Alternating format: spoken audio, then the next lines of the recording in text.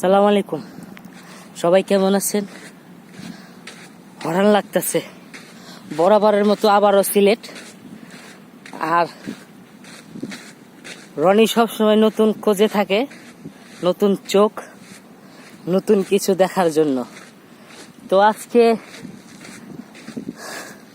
অনেক কষ্ট হচ্ছে আর কি, অনেক দূরে আসছি তো, একেবারে চোখের প্রান্তে,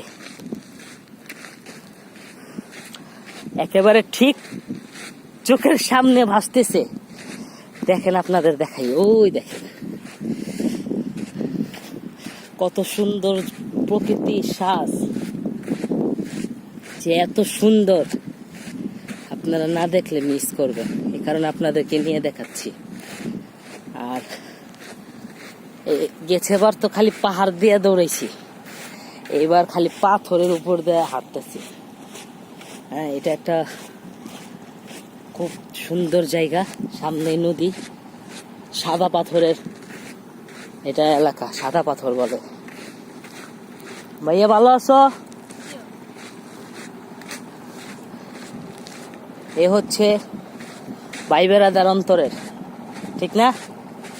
ভাই বেড়াদার কি অন্তরের না? অন্তরের। ছাতিটা ধরো না, আহো ছাতির নিচে আহো, দেখা যায় না তো, উপর উঠাও, দেখো তিনজন, ঠিক আছে। এখন মূল কথা হচ্ছে, ভালো লাগতেছে না?